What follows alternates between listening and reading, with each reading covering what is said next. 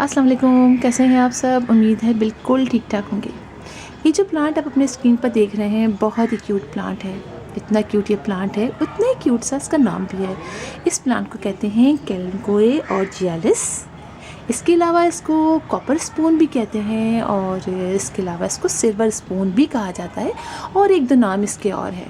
ये प्लांट बहुत क्यूट है। आप ये देखिए, इसके लीव्स जो कि बिल्कुल स्पून की तरह के होते हैं, आप ये देखिए, इसीलिए इसको और कॉपर कलर का होता है तो कॉपर स्पून कहते हैं। और पीछे से ये सिल्वर रंग के, इसके लीव्स पीछे से सिल्वर रंग के होते हैं। ये देखिए, है ना, इसीलिए कुछ लोग इसको सिल्वर स्पून भी कहते हैं। और ये एक सेकुलेंट फैमिली का प्लांट है, यानी ये सेकुलेंट प्लांट है और बहुत ही प्यारा और बहुत ही, समझिए आप, इजी टू ग्रो प्लांट। ये प्लांट आज से 4 साल पहले मैंने कराची में जो फ्लावर शो होता है सी साइड पे, तो मैंने वहाँ से ये लिया था और 4 साल में आप इसकी ग्रोथ देखिए इतनी सी हुई है। बहुत स्लो ग्रोइंग प्लांट है, इसीलिए एक छोटे से पॉट में काफ़ी अरसे तक ये लगा रहता है।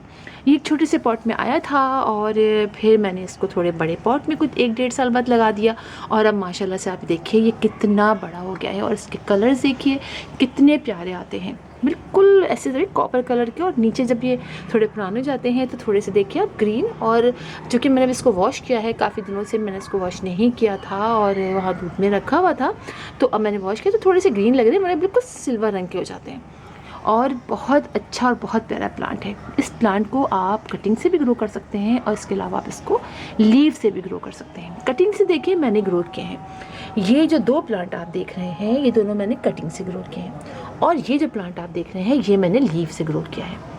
और लीफ से ग्रो करना भी बहुत आसान है। आप इसके कोई भी लीफ लीजिए, उसको हल्का सा ट्विस्ट कीजिए और आप उसको इसके ऊपर रख दीजिए और बिल्कुल रखने के बाद आप उसको किसी शेडी एरिया में रखिए जहाँ धूप ना आए और बहुत हल्का का पानी डालिए, यानी हल्का सा स्प्रे कर दीजिए साइड साइड में उसके।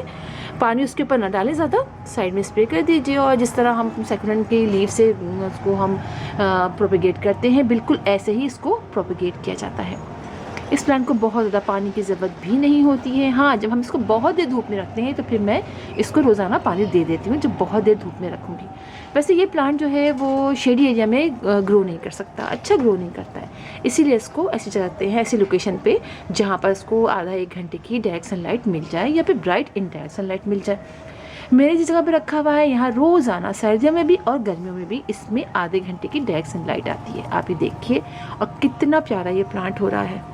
काफ़ी इसके जो लीव्स हैं थिक थिक होते हैं और आप देखें तो आपको कुछ वेलवेटी टच मिलेगा इसके अंदर। और इसकी मिट्टी, जिस तरह हम सारे सेकुलेंट्स की मिट्टी बनाते हैं वेल ड्रेन, इसी तरह इसकी मिट्टी भी हम वेल ड्रेन बनाएंगे।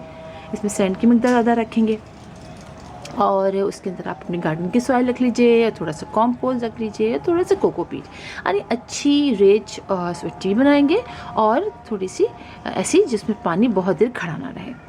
अच्छा, इस प्लांट के आप अगर, जैसे मैं कहती हूँ कि आप इस प्लांट को बहुत ज़्यादा पानी ना दें तो वो भी आपको चेक करके देना है। मेरे जो प्लांट पे अच्छा खासा जो ये देखती हूँ मैं कि ड्राई सा हो गया है, तब मैं इसके अंदर पानी डालती हूँ। वैसे पानी डालती भी नहीं हूँ, इसीलिए आज देखिए मैं इसको लेकर आई, मैं थोड़ा सा वॉश किया इसको ऊपर से, वरना पानी यहाँ से डालते देखती हूँ जब आधे घंटे के बाद ये बहुत ड्राई सा हो जाता है तब मैं थोड़ा सा पानी डालती हूँ।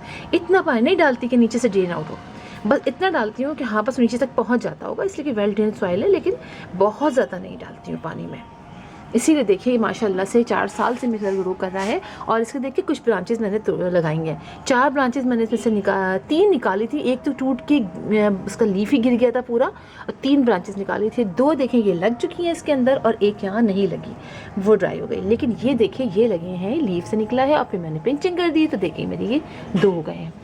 तो ये प्लांट आप लगा सकते हैं, बहुत प्यारा प्लांट है और लगता भी बहुत प्यारा है। और प्यारे प्यारे पॉट में इसको लगा के आप रखिए तो इंशाल्लाह मैं भी लगाऊंगी इसको। अब सारे अपने पॉट्स चेंज करूंगी, इसके सारे पुराने भी हो चुके हैं, तो बस ये प्लांट अब इसी तरह माशाल्लाह से अच्छा खासा बड़ा भी हो जाता है ये प्लांट। और अगर इसको सही आप ही समझिए, इसको सही लोकेशन पे, वैसे तो मैंने इसको अपने लिहाज से बड़ी अच्छी लोकेशन पे रखा है, लेकिन बाज़ वक्त इसको जब अच्छा सा आप फर्टिलाइज़ करते हैं, वैसे तो उसको बहुत ज़्यादा फर्टिलाइज़र की ज़रूरत नहीं होती है, लेकिन हम जब इसको टाइम पर हर मंथ में एक दफ़ा इसको लिक्विड फर्टिलाइज़र दे देते हैं, वो भी आप ही समझिए कंपोस्ट का दे दीजिए, आप गोबर की खाद का दीजिए, स्लो रिलीज़ जो होते हैं ना सब फर्टिलाइज़र जो एनर्जी रिलीज़ करते हैं उनको आप दीजिए, और बस उसमें भी होता ये है कि आपके प्लांट के लीफ भी बहुत बड़े बड़े हो जाते हैं।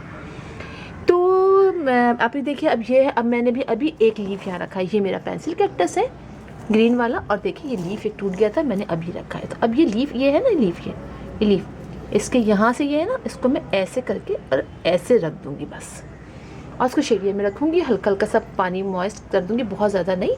और थोड़ी देर में इसमें कम से कम लगेगा टाइम, महीना तो लग जाता है। फिर इसके ऐसे ऐसे छोटे छोटे से बेबीज़ निकलना शुरू हो जाते हैं, साइड से स्प्राउटिंग शुरू हो जाती है, और हमारा लीफ से हमारा ये प्लांट तैयार हो जाता है। मेरा ख्याल है मैंने सारी बातें आप लोग को बता दी इसकी। काफ़ी अच्छा प्लांट है और बड़ा क्यूट लगता है। तो फिर इंशाल्लाह आप लोगों से मुलाकात होगी किसी और वीडियो में, किसी और टॉपिक के साथ। तब तक के लिए अल्लाह हाफ़िज़।